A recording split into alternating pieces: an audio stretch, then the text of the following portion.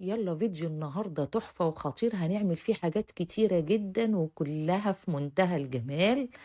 وهندخل نشوف الفيديو بتاعنا مع بعض. شايفين الجبنة الكيري جامدة جدا، وجبنة موتزاريلا في منتهى الجمال، وكيري بالبسطرمة، وكيري بالشيدر، وكيري بالرومي. الأولانية على فكرة اللي كانت الرومي، ودي الشيدر.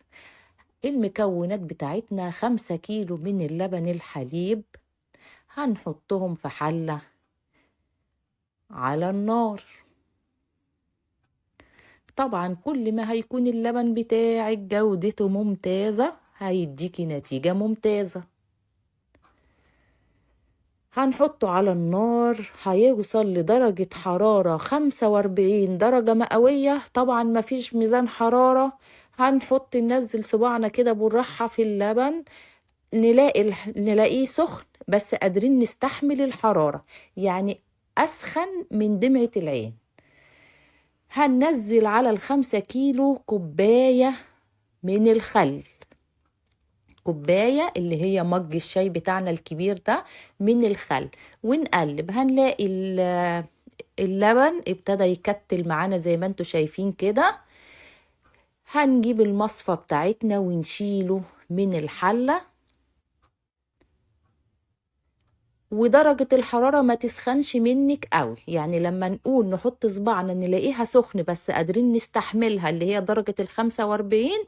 تلتزمي بالحرارة عشان لو سخنت اكتر الجبنة مش هتمط معاكي. دي تكات لازم نعرفها.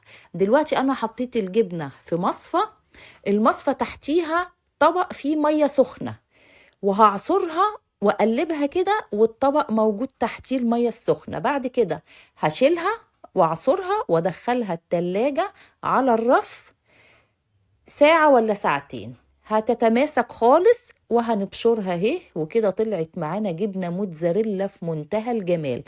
ال5 كيلو جبنة، ال5 كيلو لبن هيطلعوا معاكي نص كيلو من الجبنة الموتزاريلا.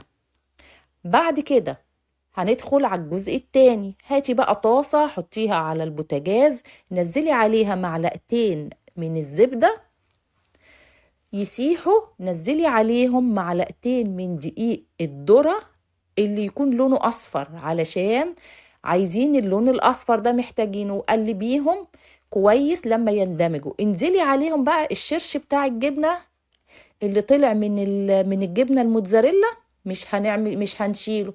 هننزل عليه كوبايتين من شرش الجبنة الموتزاريلا، الحلة اللي احنا لسه عاملينها، وننزل عليهم كوباية من الجبنة الموتزاريلا اللي احنا لسه عاملينها مع بعض، ونقلب كويس، ونحط لهم رشة من الملح، نص معلقة صغيرة من الملح، ونقلبهم كويس على نار هادية لحد الجبنة بتاعتنا ما تسيح جوه الزبدة وشرش اللبن. ودي هتبقى الجبنة الشرايح اللي بنستخدمها على الهمبرجر. هنعمل حاجات حلوة أوي. بعد كده بقى هاتي أكياس تلاجة وتكون مناسبة للحرارة، وأنا هقسم المقدار ده على كيسين. يبقى احنا خدنا ايه، استخدمنا ايه، كوبايتين من شرش اللبن، عليهم معلقتين زبدة، عليهم معلقتين كبار من دقيق الذرة الأصفر، عليهم كوباية من جبنة الموتزاريلا اللي احنا لسه عاملينها. افرديهم كويس وما تخليهمش تخان، هتخلي حوالي سمكها 2 ملي. بعد كده هاتي ظهر السكينة واعملي خطوط كده بالراحة عشان ما تتقطعش منك، علامات علشان تبقى سهلة علينا لما نيجي نستخدمها وهي طرية. هي بالظبط هتقعد معاكي حوالي 10 دقايق او ربع ساعة، هتلاقيها جمدت معاكي حتى من غير تلاجة ولا حاجة. مجرد ما هتحطيها جنبك كده على الرخامة هي هتكون جمدت اهي. 10 دقايق ربع ساعة جمدت معايا. هبتدي اقص على الخطوط اللي احنا عملناها عشان اطلع كل شريحة لوحدها، وخليها مغلفة زي ما هي كده في الكيس البلاستيك عشان تحتفظي بيها في التلاجة. ولما تحبي تستخدميها هتستخدميها. المقدار اللي انا عملته طلع لي 16 قطعة. احنا لحد كده ببند التوفير الممتاز، وبنطلع حاجات ممتازة طبيعية 100%. يعني ال5 كيلو لبن اللي احنا هنجيبهم مش هنخسروا معانا حاجة خالص. هنعمل الجبنة الموتزاريلا، عملنا الجبنة الشرايح، ولسه هنعمل حاجات تانية بس هوريكم الجبنة عاملة ايه. كل خطوة بعملها في الفيديو ده خلوا بالكم منها كويس قوي، عشان كل خطوة ليها لازمة، ما ينفعش تفوتي خطوة منها. شايفة الشريحة طالعة جميلة، مش هتتقطع معاكي، ماسكة نفسها وفي نفس الوقت طرية وفي منتهى الجمال. شايفينها كلها طراوة وطرية ازاي؟ حلوة جدا وهتعجبكم قوي وموفرة جدا. كده خلصنا الجبنة الشرايح. هاتي بقى الخلاط بتاعك وحطي شرش اللبن، عبيه في ازازه وحطيه في الفريزر لمده ساعتين 3. انا عايزاه يسقع قوي قوي قوي، بس ما يجمدش، مش عايزينه جامد زي لوح التلج عشان ينفع يتحط في الخلاط. هتحطي كوبايه من شرش اللبن، عليها كوبايه من الزيت، ويكون زيت كده ريحته حلوه، زيت ذره مثلا او زيت عباد شمس. والزيت هتنزلي بيه سرسوب رفيع لحد ما تلاقي اللبن بيتقل معاكي وبيعمل زي العجينة.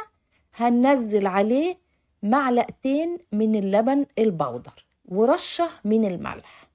يبقى كل كوباية من شرش اللبن هتاخد كوباية من الزيت، عليها معلقتين كبار من اللبن البودر، عليها رشة من الملح، والملح هنا زي ما انت عايزة. شايفة نازلة جميلة وفي منتهى الجمال. تغطيها وتحطيها في التلاجة على الرف. دي بقى الجبنة الكيري الطبيعية، ممتازة وفي منتهى الجمال، وهتجمد معاكي كمان شوية لما تحطيها في الرف على التلاجة مجرد ساعة، وهتبصي تلاقيها جمدت وبقت جميلة اهو. شايفينها بتلمع وجميلة ازاي؟ جبنة كيري طبيعية موفرة جدا وطعمها بجد تحفة في منتهى الجمال. اللي مش هيجرب الفيديو ده يا جماعة هيفوتوا كتير جدا. هنعمل بقى حاجة تانية. انا نزلت كوبايتين من شرش اللبن، عليهم كوبايتين من الزيت طبعا على شكل سرسوب زي ما احنا متعودين اهو، نازلة زي الفتلة الصغيرة لحد برضو ما يبتدي يتقل ويجمد معاكي.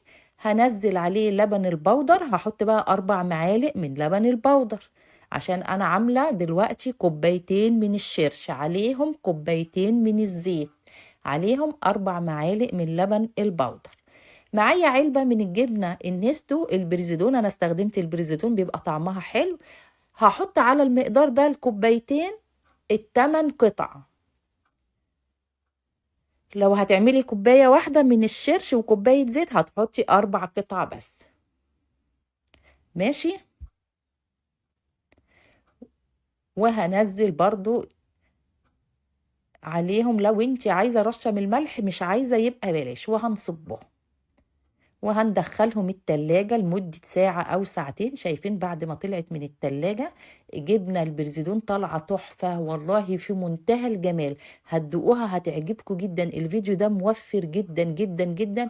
احنا كلنا بقينا بنشتكي من كل حاجة بقت غالية جدا. البطرمان بتاعها عدى 150 جنيه يا جماعة، نص كيلو. فشوفي انت الفيديو هنطلع منه حاجات قد ايه. انا عملت مقدار تاني، برضو كوبايتين من الشرش تاني، عليهم كوبايتين من الزيت و4 معالق من لبن البودر ورشة من الملح. وحطيت بقى على طبق فيهم بسطرمة عشان تبقى كيري بالبسطرمة، والطبق التاني حطيت عليه جبنة شيدر تبقى كيري بالشيدر. كل طبق هو بياخد معاكي معلقتين شيدر او جبنه رومي او بسطرمه، مش حاجه يعني، مش كميه كبيره. وطبعا اللي انت تحبيه في ده كله هتعمليه. وادي الطبق التالت حطيت برضو عليه معلقتين من الرومي المبشور والشيدر مبشور. لو عجبك الفيديو ما تنسيش اللايك والشير والاشتراك.